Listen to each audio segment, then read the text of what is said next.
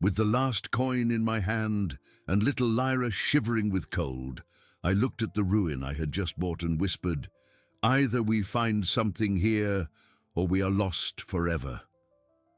The smell of mold and despair was suffocating as the wind moaned through the cracks of the ancient tower, a forgotten fortress on the verge of collapse. Every step echoed in the spectral silence, and with every creak of the rotten wood, my heart pounded, fearing not a ghost, but the inevitable hunger that awaited us. Little did I know that, behind that veil of desolation, an ancient secret awaited, and what she would find in the shadows of that tower would change the fate of her lineage forever. Ilara felt the icy air cut into her skin, hugging Lyra tighter. The girl, a small bundle of bones and hope, snuggled against her grandmother's chest, her tiny teeth chattering uncontrollably. "Don't cry, my love," Ilara murmured, her voice hoarse from the cold and suppressed emotion. Her eyes swept the interior of the tower, a spiral of dark, damp stone that seemed to swallow the meager light. Broken tiles allowed the wind to howl like a hungry wolf, and fine snow fluttered in, forming small puddles on the packed earth and loose stones. Despair threatened to suffocate her, but Lyra's trembling was a vivid reminder that there was no time for weakness. "We need a dry place, Lyra," Ilara said, more to herself than to the child, who was already almost asleep from exhaustion and cold. With a heavy sigh, she carefully placed the girl on a piece of old cloth she had brought, the only blanket they possessed. Her wrinkled, calloused fingers fumbled along the cold wall, searching for any indentation, any corner that might offer a minimum of shelter. The tower was a labyrinth of rubble, but Ilara, driven by an ancestral love, refused to give up.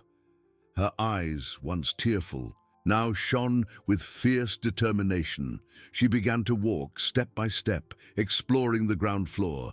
Every shadow seemed to hide a danger, every crack a promise of more cold. The smell of wet stone and ancient dust filled her nostrils, a fragrance of abandonment. Lyra, even in her sleep, coughed softly, and the sound broke Ilara's heart. She ran her hand along the wall, feeling the roughness of the stone, its relentless coldness. Suddenly, her fingers brushed against something different. It wasn't the uneven stone, nor the damp moss. It was a smoother, almost polished surface, hidden beneath a thick layer of soot and cobwebs near an ancient fireplace. Ilara knelt, ignoring the pain in her knees. With her fingertips, she began to scrape away the dirt, revealing a subtle pattern carved into the stone. It wasn't a common design, but lines and curves intertwined into a forgotten symbol. A strange sensation, a mix of curiosity and apprehension, ran down her spine. This didn't seem to be just a decoration. It was something more, something the tower held in its ancient silence. She looked at Lyra, who was sleeping soundly, her little face pale. The girl needed warmth and safety, and Ilara felt that the symbol could be the first thread of a much larger tapestry. With a silent plea to the heavens, Ilara continued to clean. The fireplace, once solid, revealed beneath the dirt a structure that didn't quite fit. An almost imperceptible crack suggested a door, perhaps a hidden compartment. Ilara's heart quickened. Could it be possible? Could there be something more there than stone and dust? Hope, a faint flame, ignited in her chest, warming her more than any fire. She knew the night would be long and cold, but the discovery of that symbol and the possible secret passage gave her new strength, a vital reason to continue. The tower, once a tomb of hopes, began to whisper its ancient secrets, and Ilara was ready to listen. For Lyra, for a future that suddenly seemed less bleak. Ilara, her heart pounding in her chest, felt the cold of the stone penetrate her bones as her wrinkled fingers fumbled at the almost invisible crack. The fireplace, once a monolithic block of stone, now revealed an uneven edge, a joint that seemed designed to move. She pushed, but the stone remained motionless, sealed by centuries of dampness and oblivion. A heavy sigh escaped her lips, forming a small cloud in the icy air. Lyra, still asleep, let out a soft whimper, and Ilara felt a tightening in her chest. Hope, so fragile, could not break now. With renewed determination, Ilara used the palm of her hand, then her shoulder, applying all the strength her tired muscles could muster. The pain in her knees was a constant reminder of her age and sleepless nights, but the image of Lyra's pale little face was a more powerful motivator than any pain. "For you, my angel," she whispered, her voice almost inaudible. The effort was immense, and cold sweat trickled down her forehead, mixing with the soot. She tried again, this time with more precision, seeking the exact leverage point. Her fingers found a small, almost imperceptible protrusion, and she pressed it with all her might. A low, guttural creak echoed through the tower, a sound that seemed to come from the depths of the earth.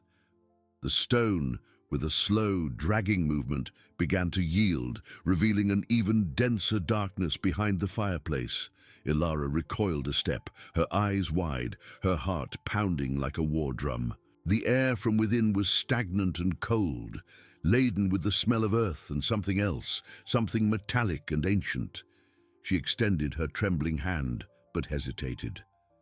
The tower held secrets, and their revelation could bring both salvation and unknown dangers.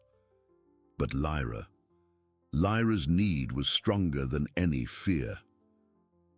Ilara took a deep breath, pushing aside the curtain of cobwebs that hung in the opening. The faint light filtering through the ceiling cracks barely reached the bottom of the compartment. She leaned in, forcing her eyes to adjust to the gloom. And then she saw. It wasn't an empty space, nor more rubble. There was something there, carefully stacked, but covered by a thick layer of dust and time. A faint, almost imperceptible glimmer reflected off something that appeared to be metal. With a final effort, Ilara opened the passage just enough to peer inside. Her eyes, accustomed to the darkness, began to distinguish shapes. Small, dried leather pouches, dark wooden boxes, and to her surprise, rolls of parchment tied with faded ribbons.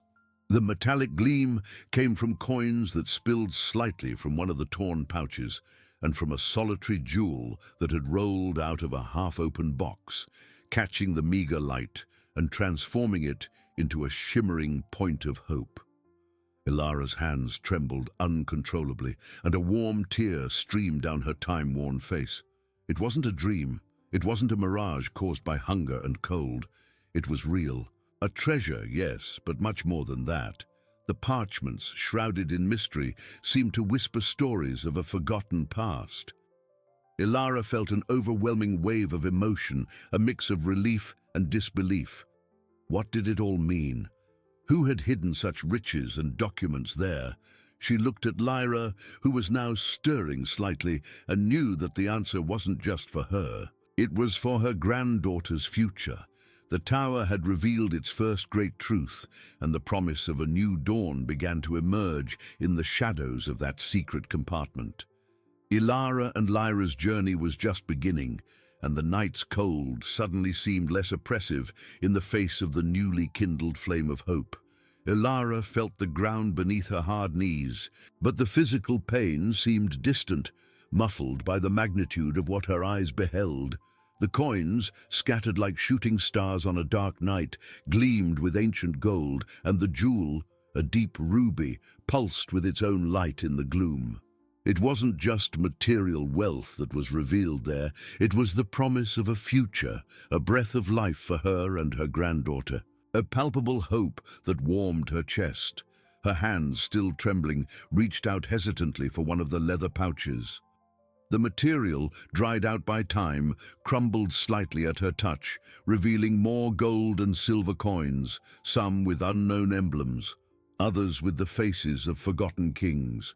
A deep sigh escaped Ilara, laden with years of deprivation and despair. She picked up a coin, feeling its cold, solid weight in her palm, a silent testament to the past. It was real. The metal gleamed, and for an instant the image of warm bread, nourishing broth, and a soft blanket for Lyra filled her mind. The urgency of hunger and cold, which had consumed her until then, now mingled with a new and powerful emotion, the possibility of salvation. But her eyes were quickly drawn to the parchments. There were several rolls, tied with ribbons that had once been vibrant, now faded and fragile. With the care of one handling something sacred, Ilara picked up one of them. The paper, yellowed and crisp, exuded a sweet scent of age and guarded secrets. She untied the ribbon with patient, careful fingers, her heart pounding in her chest. The light was scarce, but the need to understand was immense. She unfolded the parchment delicately, revealing elegant and intricate calligraphy, unlike anything she had ever seen. Ancient symbols and words filled the surface, and although Ilara couldn't decipher most of it, some isolated words like lineage, tower, and right jumped out at her, awakening an even deeper curiosity and a sense that it wasn't just a treasure, but a story, a legacy, beginning to take shape in her mind. Lyra, with a small whimper, turned in her sleep, her lips pale. Ilara looked at her granddaughter, her angelic face illuminated by a faint, newly born hope. The girl needed security, a home, a future that wasn't just misery and cold, and that compartment, once a false fireplace, now seemed like the Pandora's box of their lives, but one that promised wonders, not misfortunes. With a protective gesture, Ilara resealed the compartment, pushing the stone back with considerable effort. The secret was safe for now, but Ilara's mind buzzed with questions, with the urgency to unravel the mysteries. Who were those people? What did those symbols mean? The night was still long, and the cold continued to bite, but the weight of the coin in her pocket and the image of the parchments in her mind were a warmth more potent than any bonfire. Ilara sat near Lyra, hugging her with renewed affection. The tower, once a stone monster, now seemed like a silent guardian, a sleeping ancestor who had finally awakened. The promise of a new dawn was no longer a distant fantasy, but a tangible possibility, woven with threads of gold and ancient parchments. She knew the journey to unravel all the mysteries would be arduous, but for the first time in a long time, Ilara felt she was not alone. The tower, her forgotten inheritance, was with them, and together they would unravel their destiny, transforming the ruin into a home of hope. The first rays of a pale and hesitant dawn began to creep through the tower's cracks, painting the icy air with grey and bluish hues. Ilara felt her body numb, but her mind was in a whirlwind. Hope, once a flickering flame, now burned with an intensity that prevented her from succumbing to exhaustion. Lyra slept deeply, her chest rising and falling in a gentle rhythm, and Ilara watched her with overwhelming tenderness. That girl was her reason for being, the beacon that guided her through the darkness.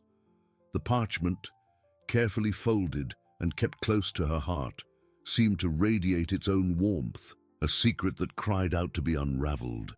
With dawn, practical reality reasserted itself. The gold coin in her pocket was a miracle, but it wasn't enough. They needed food, firewood to warm the place, a safer shelter.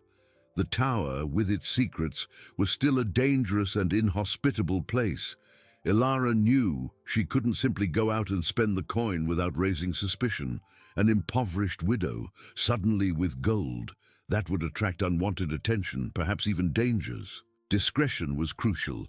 She rose carefully, her bones creaking, and walked to the opening of the false fireplace. The heavy stone was exactly as she had left it. The treasure, the parchments, everything was there, untouched.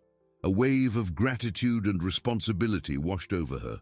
This was not just a find, it was a legacy, and she felt the weight of history on her shoulders. She needed time to study the parchments, to understand what those ancient words and symbols meant.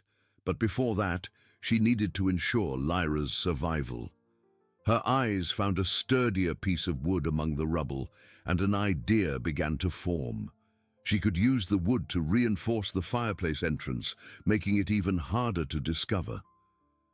With her calloused hands, Ilara began to move the loose stones and pieces of wood, creating an improvised but effective barrier.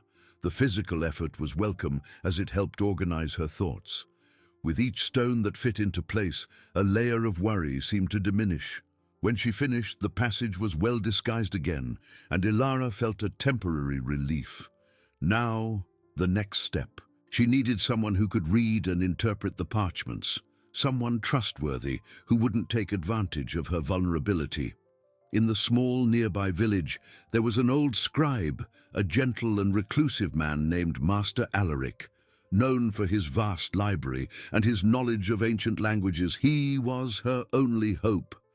Ilara picked up the gold coin, feeling its comforting weight. She couldn't go to the village with gold in her hands. She would need to exchange it for something smaller, for copper or silver coins, to buy essentials.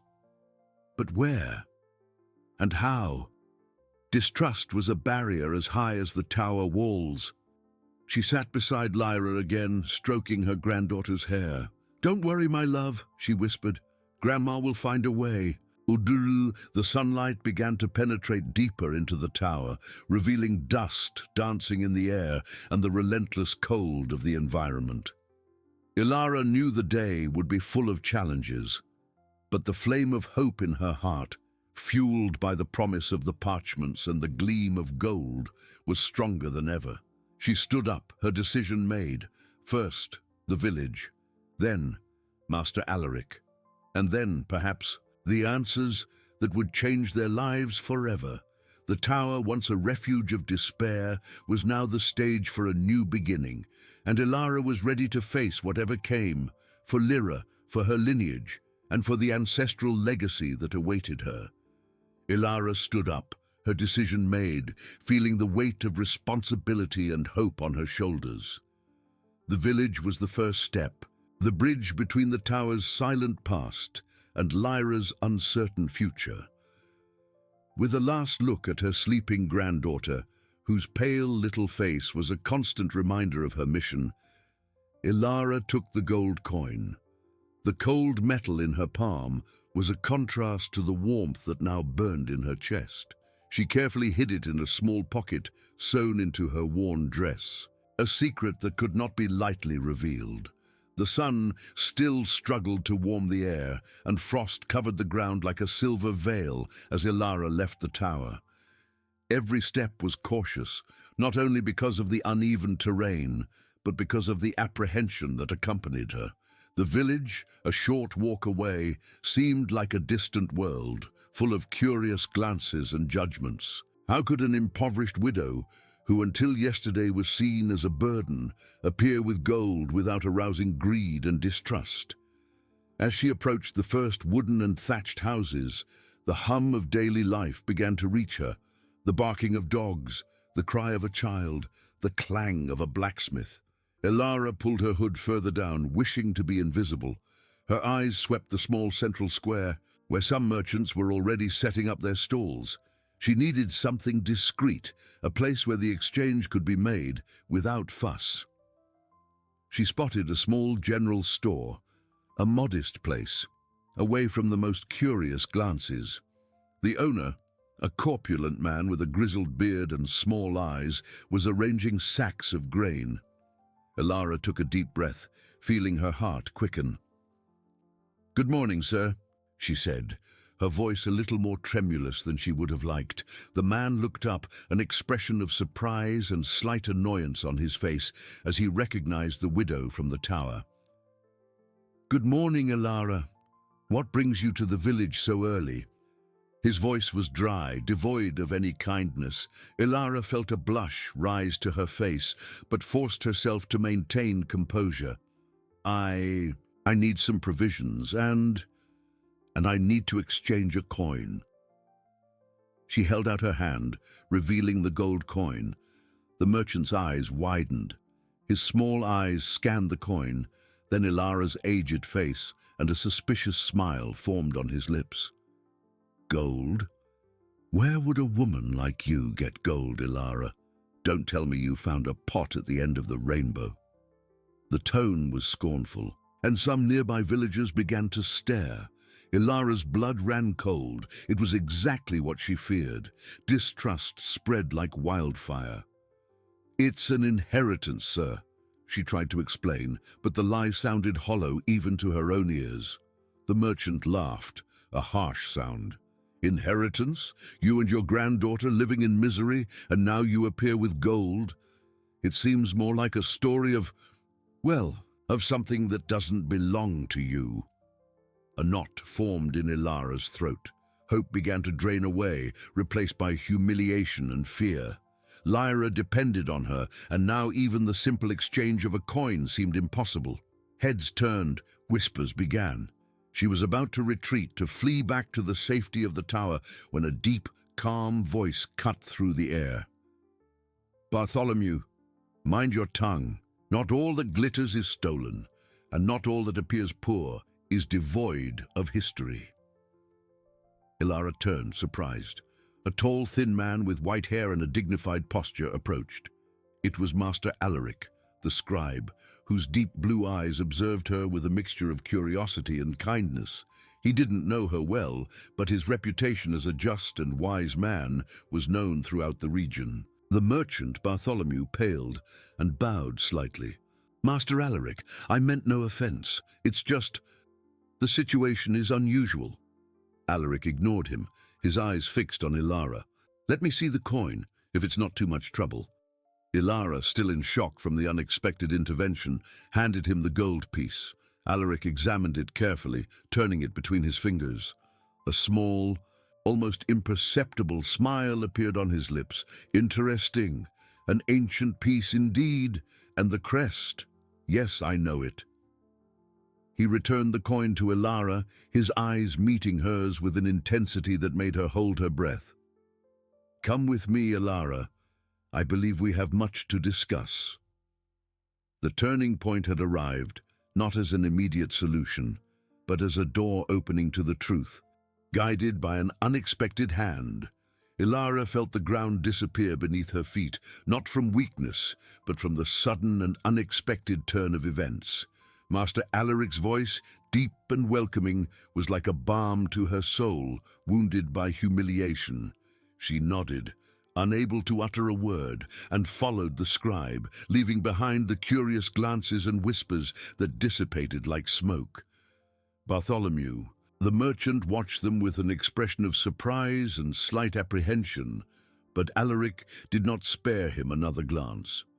The scribe walked with firm but unhurried steps towards his house, a sturdier and better maintained stone building than the others in the village, with a small garden in the back and a chimney that exhaled a gentle smoke. As they entered, Ilara was enveloped by a comforting warmth and a pleasant scent of ancient parchment and dried herbs. The walls were lined with shelves full of books and scrolls, and a fireplace crackled cheerfully, casting an orange glow across the room. "Sit down, Ilara," Alaric said, indicating a wooden chair near the fireplace. His voice was soft, and his blue eyes, once piercing, now conveyed a serenity that calmed the widow's agitated heart. "Would you like some hot tea? I have chamomile that helps calm the nerves." Ilara sat down, feeling the warmth of the fireplace thaw her frozen limbs. She hadn't realized how tense she was until that moment. "Yes, Master Alaric, I thank you immensely for your kindness." Her voice was still a little choked with emotion. While Alaric prepared the tea, Ilara observed the surroundings. Every object seemed to tell a story, from the ancient maps hanging on the walls to the quills and inkwells on a large oak table. It was a place of knowledge and peace. So different from the coldness and silence of the tower. Alaric returned with 2 steaming clay mugs. He handed one to Ilara, whose hands trembled slightly as she held it. "You surprised me, Ilara," he began, sitting opposite her. "It's not common to see a coin like this around here, much less in the hands of someone living, in such modest circumstances." He paused, his eyes meeting hers. "The crest, in particular, belongs to an ancient and noble family. though long forgotten in this region. The Valerius family. Ilara's heart leaped. "Valerius," she whispered, the word echoing in her mind. "My grandfather had... His name was Valerius." Alaric raised an eyebrow, a small smile forming on his lips. "Interesting, very interesting. The coin you showed me is from the time of Lord Theron Valerius, a man of great influence, whose name was, unfortunately, obscured by court intrigues and a series of tragic events. He was the lord of these lands, including that ruined tower you now call home." Ilara felt a shiver run down her spine. The tower. The words on the parchment. Lineage. Tower. Right. Everything was starting to connect. She took a sip of the tea, the warm liquid flowing down her throat, giving her courage.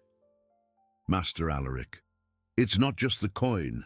I found more things in the tower, ancient parchments full of symbols and words I cannot decipher." Alaric's eyes gleamed with genuine curiosity.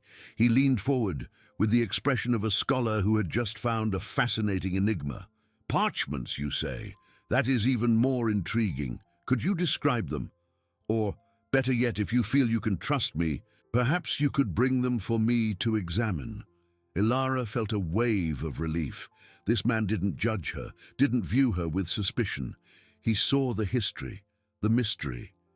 "Yes, Master Alaric, I trust you. They are well guarded. I will bring them. I need to know what they mean. For Lyra, my granddaughter, the tower. It seems to hold secrets that could change our lives." Alaric nodded, understanding in his eyes. "The tower has always been a place of mysteries, Ilara. They say it holds the history of a noble lineage, wronged and forgotten. Perhaps you are the key to unraveling that history. Bring the parchments when you can. I will be here to help in any way necessary." Hope, once a spark, now transformed into a constant flame in Ilara's chest. Human connection, justice, the possibility of overcoming adversity, everything seemed to align in that moment. She had an ally, a wise man who could unravel her family's legacy. The path would still be long, but the darkness seemed, finally, to begin to dissipate. Ilara bid farewell to Master Alaric with a nod, words of gratitude caught in her throat, but expressed in the shine of her tear-filled eyes. The cold morning air no longer bothered her. An internal warmth, more potent than any garment, enveloped her. Every step back to the tower was light, as if the weight of the world had been lifted from her shoulders. The village, which had once seemed a place of judgment and distrust, now revealed itself as a meeting point for hope. She did not look at Bartholomew the merchant, who watched her from his shop with a mixed expression of curiosity and remorse. That episode of humiliation already seemed distant, overshadowed by the promise Alaric had offered her. As she approached the tower, the stone skeleton no longer seemed so grim. The cracks through which the wind howled now seemed like windows to a glorious past, waiting to be rediscovered. Lyra was still sleeping soundly, nestled under the few blankets they possessed. Ilara knelt beside her granddaughter, stroking her brown hair with renewed tenderness. "My angel, soon everything will be different," she whispered, her voice choked with emotion. The girl stirred, slowly opening her eyes, and a sleepy smile lit up her face upon seeing her grandmother. "Grandma, you're back," Lyra murmured, extending a cold little hand. Ilara held it, the warmth of her palm conveying a security the little one so desperately needed. "Yes, my love, and I bring good news. I found a friend, a very wise man, who will help us understand the secrets of our tower." Lyra's eyes widened, full of childlike curiosity. "Secrets? Does the tower have secrets?"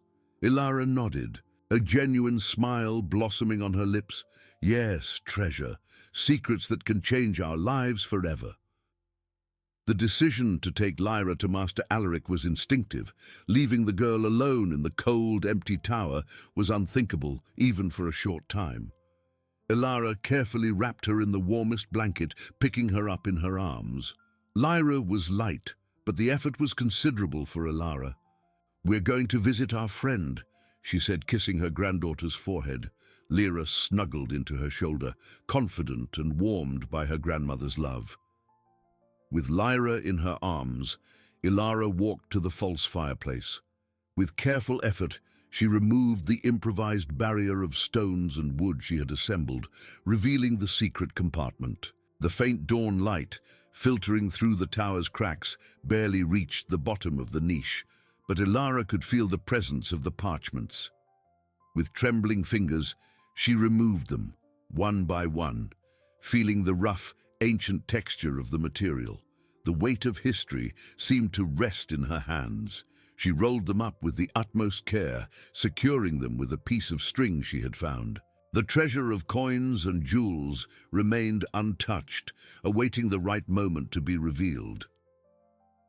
Ilara hid the parchments under the blanket that enveloped Lyra, feeling the urgency to protect them as she protected her own granddaughter. The journey back to the village, with Lyra in her arms and the parchments hidden, was more challenging. The cold seemed to have intensified, and every step on the uneven terrain was a test for her tired legs. But the sight of Master Alaric's home, with its smoking chimney, was a beacon that propelled her forward. Upon their arrival, Alaric opened the door, even before Ilara could knock, as if he knew they were coming. His blue eyes, now full of contained expectation, fell upon Lyra, who peeked over her grandmother's shoulder. "Welcome, Ilara and little Lyra," he said, a gentle smile on his lips. "Come in, the fire is warm." Ilara, exhausted but with a heart full of hope, entered the house, feeling the relief of the warmth and the promise that, finally, the answers were within reach. She unfolded the parchments on the large oak table, and Master Alaric, with a gleam in his eyes, leaned in to examine them. The silence of the room, filled only by the crackling of the fireplace and Ilara's anxious breathing. Master Alaric unfolded the first parchment with an almost sacred reverence, his aged, steady hands smoothing the ancient material on the oak table. The fireplace light danced across the yellowed surface, revealing intricate calligraphies and forgotten symbols that Ilara could barely distinguish. He picked up a wooden and metal magnifying glass, bringing it closer to the text, and a dense silence filled the room, broken only by the soft crackling of wood in the fire and Ilara's anxious breathing. Alaric's eyes scanned the lines, his lips moving in an almost inaudible murmur as he deciphered the words. With each passing moment, the tension in Ilara's chest grew. Lyra, nestled in her grandmother's lap, watched the scribe with the innocent curiosity of a child, oblivious to the weight of that moment. Ilara hugged her granddaughter tighter, feeling the warmth of the small body as a constant reminder of what was at stake. Suddenly, Alaric let out a deep sigh, a sound that made Ilara start. He removed the magnifying glass, his blue eyes fixed on a distant point, as if he were traveling through time. "It's as I suspected," he said, his voice hoarse with emotion. "These are the records of the Valerius lineage, Ilara. Documents detailing your family's history from the time of Lord Theron." Ilara's heart leaped. "My family?" she whispered, barely able to believe it. Alaric nodded, turning one of the parchments so she could see an engraved crest. "Yes, here is the seal of the House of Valerius, and this text. It narrates the construction of the tower, the prosperity the family brought to these lands, and more importantly, it describes the injustice that befell them." He pointed to a specific section where the writing seemed more urgent, more laden with pain. The family was stripped of their lands and titles by false accusations, orchestrated by an ambitious noble who desired the power and wealth of the Valerius. The tower was abandoned, and the lineage, scattered and silenced, was forced to live in obscurity. A wave of shock ran through Ilara. The misery of her life, the poverty of her childhood. Everything seemed to fit not as fate, but as the consequence of a great injustice. Tears welled in her eyes, not from sadness, but from an overwhelming mix of anger and validation. So, the tower. It's ours by right. Alaric looked at her, his eyes full of compassion and a glimmer of hope. Not just the tower, Ilara, but the surrounding lands as well. These parchments are irrefutable proof. They prove that your lineage was the rightful owner of all this. There's even a detailed map of the properties hidden among these pages. He pointed to a thicker parchment, which seemed to contain others rolled within it. Ilara felt the ground disappear beneath her feet. The promise was not just of a roof, but of a legacy, of a stolen honor that could now be restored. Lyra, sensing her grandmother's emotion, raised a small hand to touch her face. "Grandma, are you crying?" Ilara kissed her granddaughter's hand, a trembling smile on her lips. "These are tears of joy, my love, of a joy I never imagined I would feel." She looked at Alaric, her voice choked. "But how? How can we prove this? Who would believe a poor widow and ancient parchments?" Alaric closed his eyes for an instant, then opened them, determination in his gaze. "It won't be easy. Ilara, the powerful don't like to have their possessions questioned, but truth, when well presented, has undeniable power.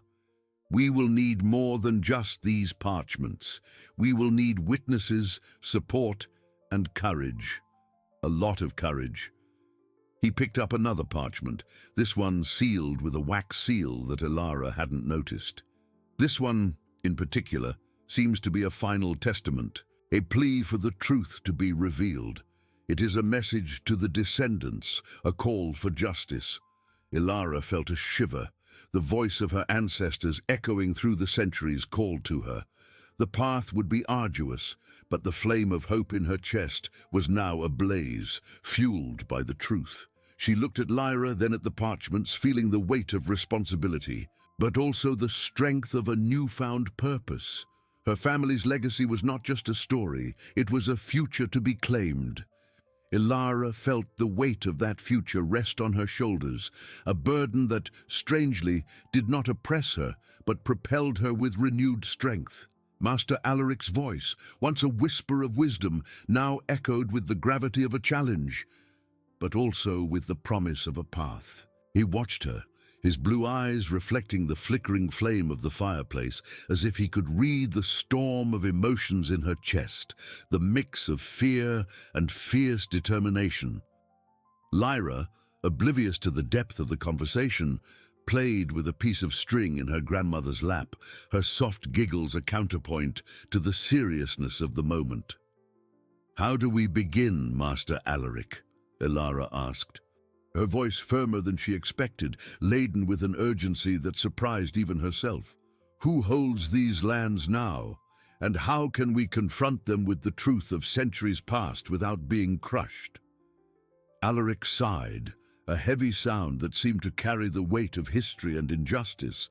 "The lands, Ilara, are under the dominion of Lord Valerius, a distant descendant of the one who usurped the original lineage.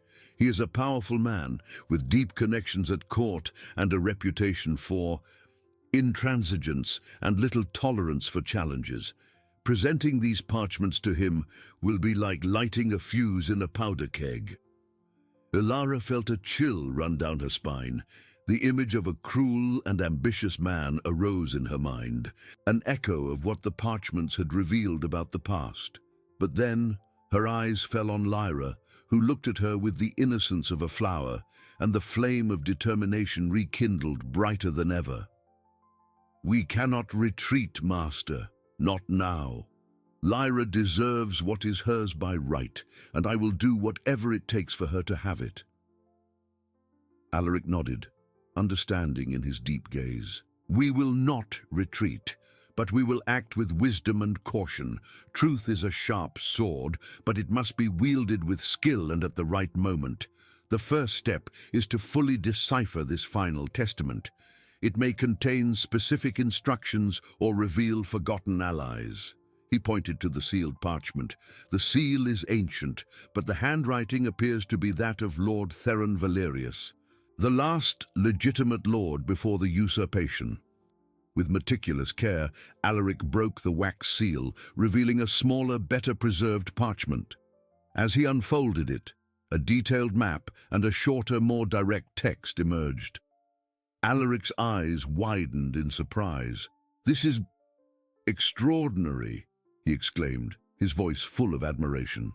"Not just a testament, Ilara, but a meticulous plan." Lord Theron foresaw the possibility of his lineage being restored. He left instructions to find witnesses, to seek the support of families who were loyal to him and who were also harmed by the usurper's rise. Ilara leaned in, trying to decipher the lines, but the words were a blur to her tired eyes. Witnesses, after so many years, who would still remember? "Yes," Alaric confirmed, his fingers tracing names and locations on the map. Families who, like yours, were silenced but not forgotten. There is mention of an ancient clan of blacksmiths, the Stoneheart, who guarded secrets of the tower, and of an order of monks who kept detailed records of all land transactions in the region. They may have complementary documents or memories passed down through generations. And this map, Alaric continued, his voice almost a whisper, indicates not only the original borders of the Valerius lands, but also the location of an ancient sanctuary hidden in the forests to the east. Legend says that the original seals of ownership rest there, guarded for generations. If we can find them, we will have irrefutable proof. Ilara felt her heart pound. A beat of hope and adrenaline. A sanctuary, original seals, the adventure that seemed to have ended with the discovery of the treasure was just beginning. Lyra, sensing the change in atmosphere, lifted her head, her large, curious eyes fixed on her grandmother. "What's a sanctuary, Grandma?" Ilara smiled at her granddaughter, a smile full of promise and newfound courage. "It's a special place, my love, a place where truth awaits us." She looked at Alaric, the determination on her face now unwavering. "We need to go to this sanctuary, Master Alaric. We need to find those seals." Alaric nodded, his eyes shining with the same courage. "It will be a dangerous journey, Ilara. The forest is vast and the paths forgotten. But justice demands sacrifices, and truth, once revealed, cannot be denied." He stood up, his posture dignified and resolute, the fireplace light casting dancing shadows on his face. "We will begin to prepare. We will need provisions, more precise information about the sanctuary, and perhaps a guide. And above all, we will need discretion. Lord Valerius must not know of our plans until we have all our proofs in hand and the necessary support to present them." The connection between them solidified, an alliance forged in hope and the pursuit of justice, a bond that transcended age and social status. Ilara felt a wave of profound gratitude for that wise and courageous man who had become a beacon in her darkness.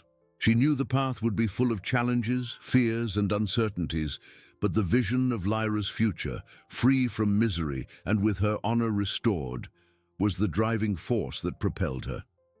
Together, they would face the unknown for Lyra, for her lineage, and for the ancestral legacy that now seemed as tangible as the warmth of the fireplace. Alaric spent the following days immersed in his parchments and maps, charting routes and seeking references to the forgotten sanctuary. Ilara, in turn, dedicated herself to preparing the little they possessed for the journey, mending Lyra's warmest clothes and gathering dry rations. The prospect of leaving the relative safety of the tower for the vast and unknown forest brought with it a mix of apprehension and a courage she didn't know she possessed. Every glance at Lyra, who now laughed more and played with a rag doll Alaric had given her, reinforced her unwavering determination. The departure was silent, under the pale light of a frosty morning. Alaric, with his heavy cloak and sturdy staff, led the way, his experienced eyes scrutinizing the dense forest. Ilara followed close behind, Lyra nestled in her arms, well bundled against the cold. The wind howled through the bare trees, making them creak like ghosts. The uneven terrain, covered with roots and stones, made Ilara's leg muscles protest. The fear of failing, of exposing Lyra to greater danger, tightened her chest, but the promise of justice propelled her forward. Alaric, noticing Ilara's fatigue, stopped frequently, offering her water or bread. His eyes conveyed a silent strength that calmed the widow's soul. "We are on the right path, Ilara," he would say, pointing to ancient marks on the trees. Lyra, at times, would point to a bird or a withered flower, her innocence a balm for the growing tension. Each night they sheltered under the canopy of denser trees, lighting a small fire to ward off the cold and wild animals, while Ilara told stories to Lyra. After days of arduous walking, when hope began to waver, Alaric stopped abruptly. "It's here," he whispered, pointing to a moss-covered rock formation, almost indistinguishable from the landscape. A small opening, hidden by dense, tangled foliage, revealed a narrow entrance. The air there was colder, with a smell of damp earth and centuries of oblivion.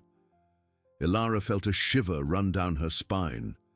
That was the sanctuary, the sacred place where the truth of her lineage was kept. With caution, they entered the interior. The darkness was almost total, broken only by the small lantern Alaric lit, casting dancing shadows.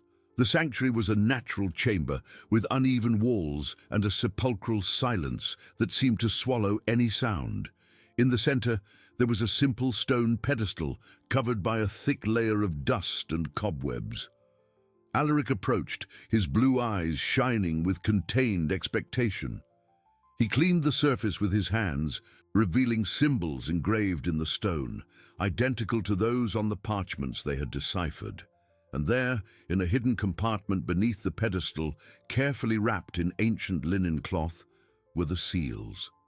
4 small metal objects, heavy and cold to the touch, each engraved with the Valerius crest. Ilara picked them up, feeling her family's history pulse in her hands. Tears streamed down her face from overwhelming relief and a silent victory. The truth, finally, was within reach.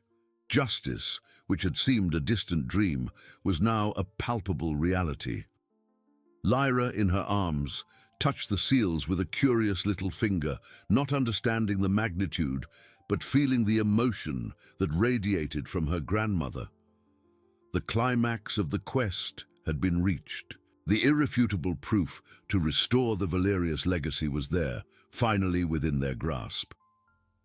The journey back from the sanctuary was different. The weight of the seals in Ilara's hands was not a burden, but a promise.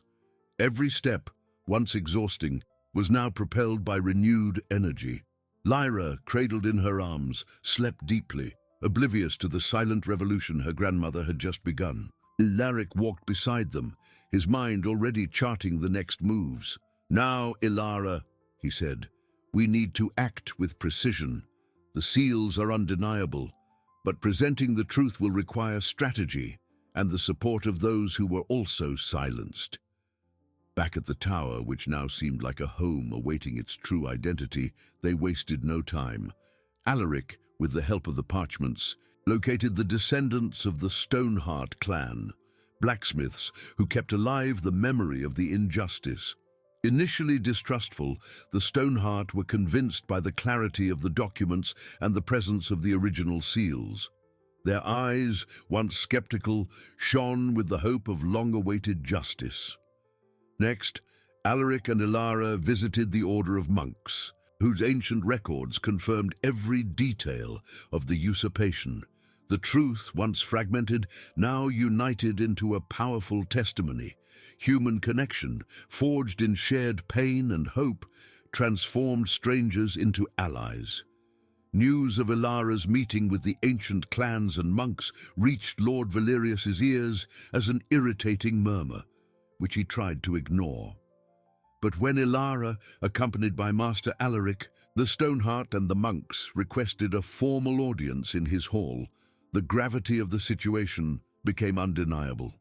Lord Valerius's hall was imposing, but the presence of Ilara, with Lyra in her arms and the retinue of allies, lent it an unexpected dignity. Lord Valerius, corpulent, watched them from the throne with disdain. "What do you want, widow? I have no time for beggars' fantasies." Ilara, raising her head, felt a warmth in her chest.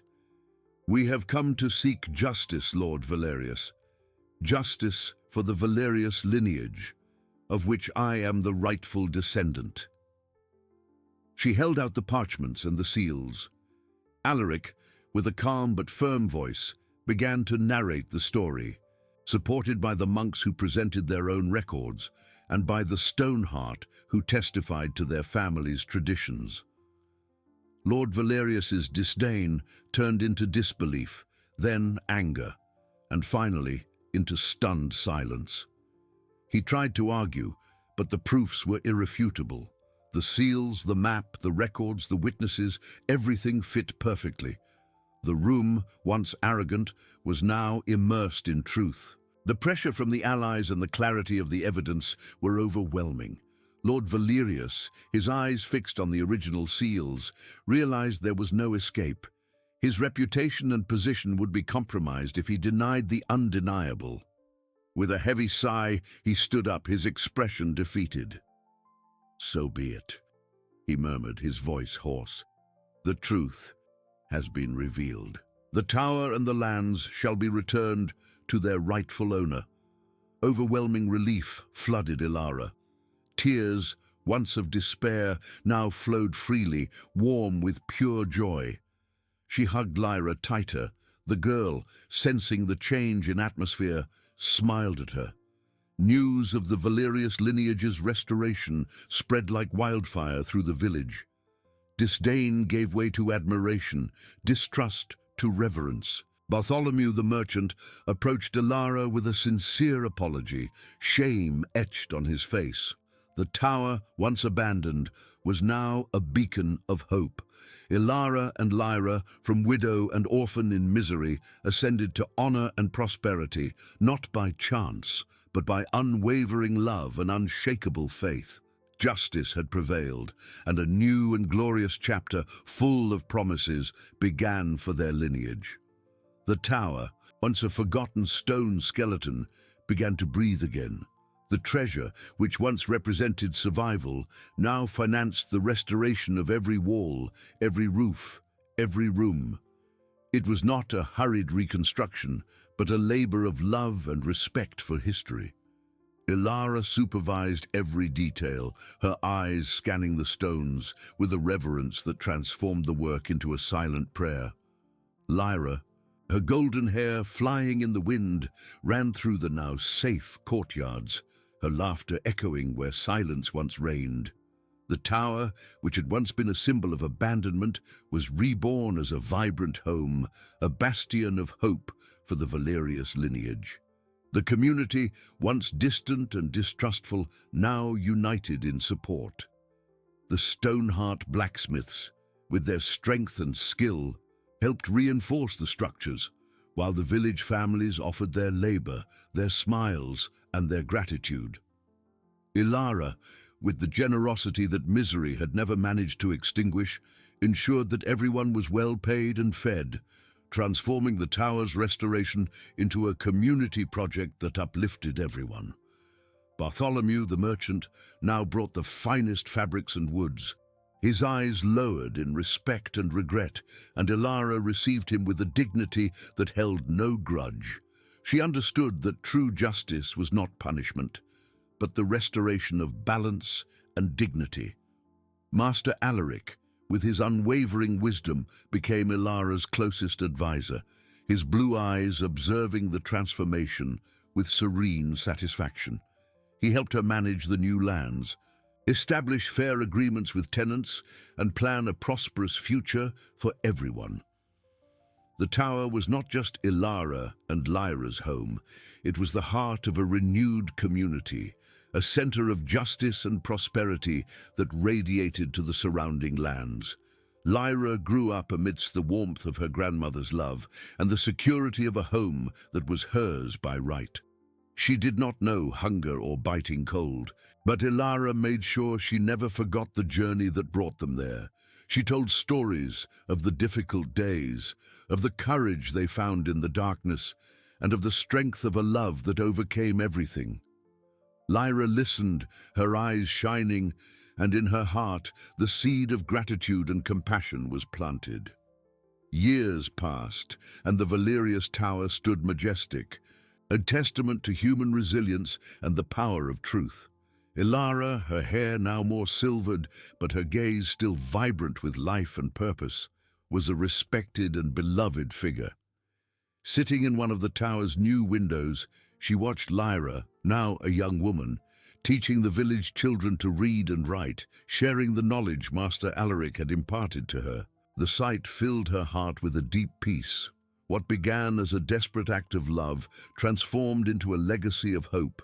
The tower, once a symbol of abandonment, was now a beacon of justice, a cradle of a new era for the Valerius lineage. Ilara had found not just a roof but a purpose, not just a treasure but her family's honor. And in every laugh of Lyra, in every restored brick of the tower, in every heart of the community that beat with gratitude, the promise of a glorious future was fulfilled, forever sealing the victory of love, faith, and unwavering human connection. Ilara's eyes, moist with a sweetness that only time and overcoming adversity can bestow, followed Lyra's graceful movements.